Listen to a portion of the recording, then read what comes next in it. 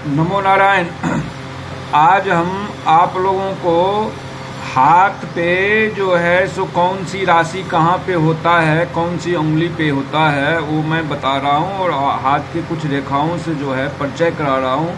उसके बाद अगले वीडियो में मैंने उसके बारे में बताना जो क्या चीज़ है, कैसे। आज मैं हाथ की राशि, उसके चिन्ह, इस सब के बारे में आप लोगों को बता रहे।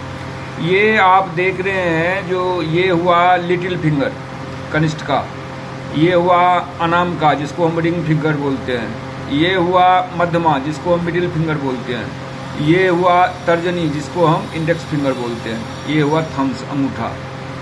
तो अब इसमें जो है सो कहाँ से राशि शुरू होता है। जो पहला राशि मेष है वो तर्जनी में यानी कि इंडेक्स फिंगर में फर्स्ट स्थान पे होता है मेष, बीच में यानी सेकंड स्थान पे वृष, और लास्ट में जड़ में जो होता है वो जो है मिथुन होता है।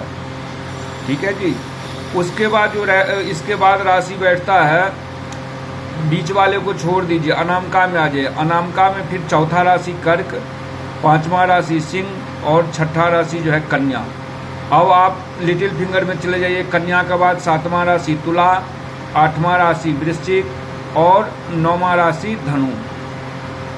इस हिसाब से गुरु का, बुध के ऊपर भी हम गुरु का देखते हैं। जब हम हाथ देख का परीक्षण करने लगेंगे ना, तो ये जो बुध स्थान है उसके ऊपर भी हम गुरु का कर सकते हैं, ये हम बाद में बताते हैं। उसके बाद ये हो गया आपका बीच वाले मध्यमा जो है, बड़े उंगली जो है उसमें ऊपर में मकर, उसके बाद कुंभ और उसके बाद जो है सो मीन राशि।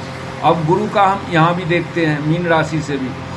तो अब सबसे पहले जो है ये स्थान शनि का है, ये शनि का पर्वत होता है। मध्यमा उंगली के नीचे में ये शनि का पर्वत होता है, और इसी में दो स्थान उंगली के ऊपर भाग में जो है सो शनि को मिला हुआ है। मकर राशि का स्वामी शनि और कुंभ राशि का स्वामी शनि, और मीन राशि का जो है गुरु बैठा हुआ है। तो इस हिसाब से उंगली को देख करके भी हम शनि गुरु का विचार करते रहते हैं। इस प्रकार इसमें जो है ये मेष का मंगल हो गया, वृष का जो है सो आपका शुक्र हो गया, मिथुन का बुध हो गया, और यहाँ पे गुरु का स्थान है, ये पर्वत है गुरु का।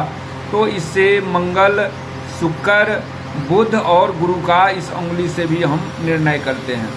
और इस उंगली में जो है कर्क मतलब चंद्रमा सबसे ऊपर, सिंह जो है वो आपका सिंह मतलब इसकी सूरज हो गया, चंद्रमा, सूरज और बुध, यानी कि कुंडली में जब आप जाएंगे तो सूरज और बुध आदित्य राज योग बनाता रहता है। तो इस प्रकार से जो है क्या हुआ, तो चंद्रमा, सूरज और बुध, इसका जो है इस उंगली से, और यहाँ पे भी सूरज का पर्वत है, यानी कि अनामिका रिंग फिगर के नीचे में सूरज का पर्वत है। तो उससे इसका विचार करते हैं। और तुला में यानी कि लिटिल फिंगर में शुक्र हो गया, मंगल हो गया, वृश्चिक आठवें राशि का भी स्वामी मंगल होता है, और धनु यानी बृहस्पति, यानी शुक्र, मंगल, बृहस्पति, और नीचे में पर्वत किसका है, बुध का।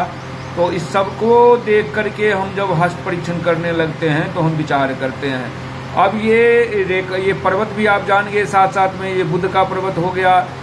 बुध का पर्वत जितना उठा हुआ होगा उतना ही अच्छा होता है, और इस पे जितने भी तिरछी रेखाएं होती है वो मैरिज का सूचक होता रहता है। और उस पे जो है अगर कोई खास रेखाएं मैरिज लाइन से ऊपर के ओर अगर स्पष्ट रेखा दिखती रहो तो उतना मैरिज हम बोल देते हैं, और नीचे के ओर जितनी रेखाएं स्पष्ट होती है उतने बच्चे बोलते हैं। उसमें जो पूरा निरोग रेखा होता है स्पष्ट, वो लड़का हो जाता है। जो कुछ टूटी फूटी जैसी लगती रहती है वो लड़की की गणना में आ जाती है। इस प्रकार से ये सूरज जो है, ये सूरज पे रेखाएं अगर बहुत दूरों तक मतलब कटी फटी करके चलती रहती है और बहुत दूर तक निकलती है तो उतनी ही भाषाएं का हमको ज्ञान हो जाता है। सूरज जितना उठा होता है उतना बहुत अच्छा होता है। शनि जो है न तो धसे हुए अच्छे होते हैं न उठे हुए अच्छे होते हैं। शनि समान अवस्था में ही अच्छा होता है। शनि का पर्वत जो है, अगर इस पे कोई ऐसे घेरे हुए हो, ये सब हम चलिए बाद में बताएंगे, इतना नहीं याद रहेगा। ये बृहस्पति का, ये शनि का हो गया, ये गुरु का हो गया। और हाथ में जो है ये हृदय रेखा हो जाते हैं, और एक बीच में रेखा दिखेगा वो सर रेखा हो जाता है, और ये लाइफ जीवन का रेखा हो जाता है। बीच में एक रेखाएं आती रहती है, वो भाग्य रेखाएं हो जाते हैं। और ये जो रेखाएं आप देख रहे हैं बुध के स्थान पर से नीचे की ओर, इसको स्वास्थ्य रेखा और व्यापार रेखा, ये दोनों चीज़ हम बोलते हैं इसको। इससे स्वास्थ्य और व्यापार भी बोलते हैं, निरोग है, व्यापारी है, कैसा है। अब ये जो अधिकांश क्षेत्र है अंगूठा को जो घेरा हुआ है, ये शुक्र स्थान हो जाता है। इसके बाद जो 2 जगह मंगल बैठते हैं हाथों में, एक तो तर्जनी के गुरु के नीचे, ये अच्छा मंगल होता है, नेक जिसको बोलते हैं। और उसके ठीक सामने जो है बुध के नीचे बद मंगल, बुरा मंगल बैठता है। केतु का स्थान हम देख लें तो ये हृदय रेखा और मस्तिष्क रेखा के बीच में होता है केतु का स्थान, और हृदय रेखा और जीवन रेखा के बीच में होता है राहु का स्थान। तो इस प्रकार से हाथ में भी स्थान देखा जाता है किस ग्रह का। ये शुक्र आपको पता चल गया। यहाँ पे होता है चंद्र, ये मंगल के नीचे और कलाई के ऊपर जो है ये चंद्र का स्थान है।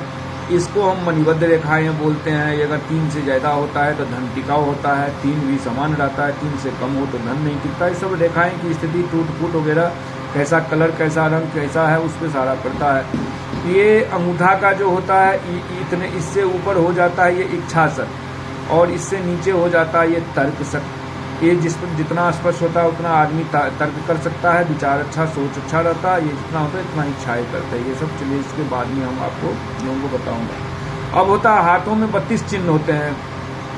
तो 32 चिन्ह में से जो मेन 12 है वो मैं आप लोगों को दिखा रहा हूँ।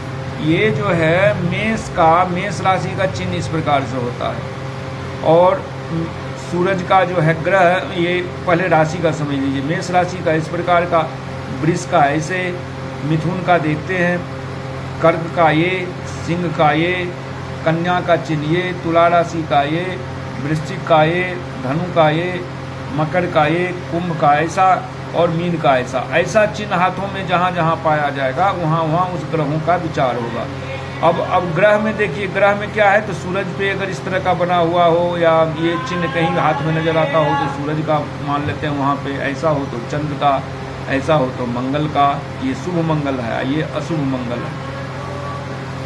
ऐसा हो तो बुध का, गुरु हो तो इस प्रकार का, शुक्र हो तो इस प्रकार का, शनि हो तो इस प्रकार का, राहु हो तो ऐसे, केतु हो तो ऐसे। ये सारे ग्रह का चिन्ह हो गया। अगर ये हाथ में कहीं पे दिखाई देते हैं, पाए जाते हैं, तो फिर उस ग्रह के संबंधित हम उसका विचार करते हैं।